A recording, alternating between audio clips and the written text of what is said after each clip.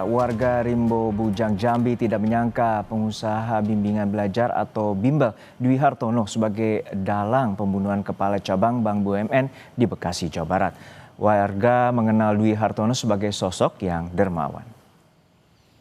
Dalam pembunuhan kepala cabang Bank BUMN, Dwi Hartono dikenal sebagai sosok dermawan di kampung halamannya Desa Mekar Kencana, Kecamatan Rimbo Bujang, Kabupaten Tebo, Jambi. Dia dikenal sebagai pengusaha bimbingan belajar, motivator hingga crazy rich, sering memberikan bantuan dan juga bantuan modal kepada warga, termasuk bantuan UMKM hingga ambulans ke desa.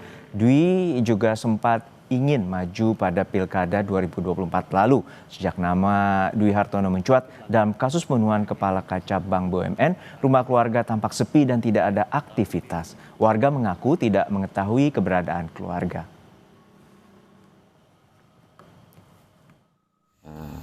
Baik, bijak, dermawan. Selama ini juga yang kami kenal memang seperti itu, kami tidak menyangka seperti yang beredar informasi yang seperti sekarang. Ya, kontraktor yang sangat baik hati. Salah satu contohnya, Mas Dwi ini pernah memberi bantuan kepada desa Tirta Kencana, Kecamatan Rimbo Bujang, Kabupaten Tebo, sebuah ambulan ya. Ambulan tersebut memang sangat dibutuhkan dan sangat dipergunakan untuk kebutuhan masyarakat. Itu salah satu.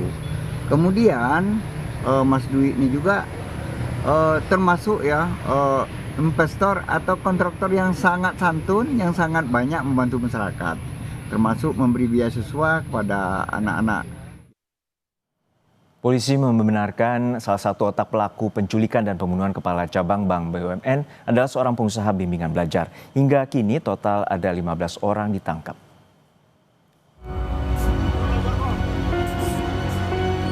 Kabid Humas Polda Metro Jaya Kombes Ade Ari membenarkan salah satu pelaku yang ditangkap, DH, merupakan pengusaha bimbingan belajar online.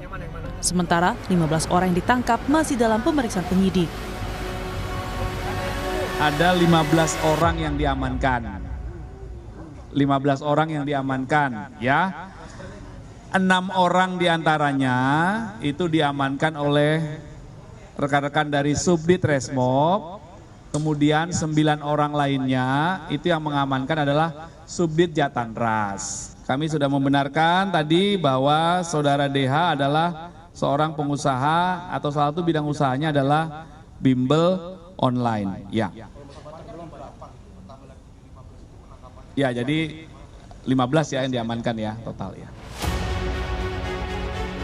Sementara itu di rumah otak pelaku pembunuhan yakni DH yang berada di Kecamatan Rimbo Bujang, Jambi tampak sepi. Sosok pelaku dikenal sebagai orang yang sering membantu warga, bahkan sempat ingin maju Pilkada 2024. Kami pernah untuk periode 2024-2029, namun beliau tidak jadi ya untuk melanjutkan sebagai calon bupatinya. Mungkin. Kuasa hukum salah satu pelaku penculikan kepala cabang Bank BUMN menyebut ada 3 klaster dalam peristiwa ini, mulai dari pengintai, penjemputan paksa hingga eksekutor. Ia menyatakan kliennya hanya berperan dalam penjemputan paksa dan tidak terlibat dalam eksekusi yang merenggut nyawa korban. Mereka mengantar itu mereka juga dalam tekanan. Dan mereka salah satu terduga penjemputan paksa ini menyampaikan ke keluarganya bahwa mereka memang baru diperintahkan untuk membuang jenazah. Jadi peran mereka itu sampai di situ.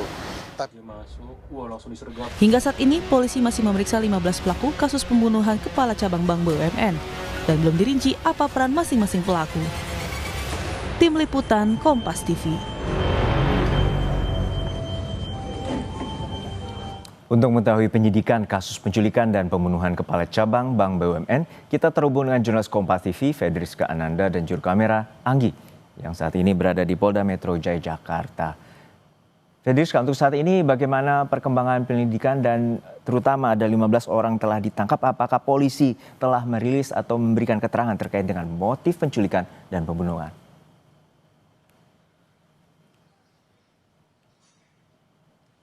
Ya, Juno, informasi sementara yang bisa dibagikan oleh kepolisian pada saat ini adalah berapa jumlah tersangka ataupun terduga pelaku yang sudah diamankan oleh polisi. Namun terkait dengan apa peran siapa melakukan apa ini belum dijelaskan. Namun yang jelas dari 5 terduga pelaku ini, polisi ini mengkategorikan peran dari masing-masing pelaku ini dalam 4 klaster. Yang pertama ini adalah klaster 1, yakni pelaku ataupun eksekutor penjemputan paksa, kemudian juga ada klaster kedua yang melakukan pembuntutan terhadap kepala cabang Bank BUMN ini, dan kemudian ketiga adalah klaster penganiayaan yang mengakibatkan meninggal dunia, dan juga yang keempat adalah klaster aktor intelektual. Nah, seperti yang kita ketahui juga kemarin dari Kabid Humas Polda Metro Jaya Ade Ari mengatakan bahwa polisi sudah mengamankan setidaknya 15 pelaku, yang mana terakhirnya ada 8 orang begitu yang kemudian diamankan pada hari Minggu lalu, sehingga memang sudah 15 orang yang saat ini diamankan oleh polisi. Namun polisi juga belum mengungkapkan terkait dengan sebetulnya apa motif, apakah terkait dengan resiko pekerjaan sebagai kepala cabang Bank BUMN atau seperti apa, ataupun motif dendam pribadi, ini masih belum dijelaskan oleh polisi. Oleh saat itu kita juga akan menanti begitu bagaimana kemudian polisi akan melakukan keterangan pers, tentu akan melakukan gelar perkara terlebih dahulu. Namun yang jelas sekarang polisi masih melakukan pendalaman terkait dengan peran masing-masing dari ke-15 orang yang sudah diamankan ini, Juno. Ya, Fedrisha, saat ini ada 15 orang ditangkap, dan juga bagaimana keterkaitan dan juga informasi terkait dengan bayaran terhadap masing-masing peran yang telah dilakukan atau diduga dilakukan oleh aktor yang disebut oleh polisi pengusaha bimbel Dwi Hartono.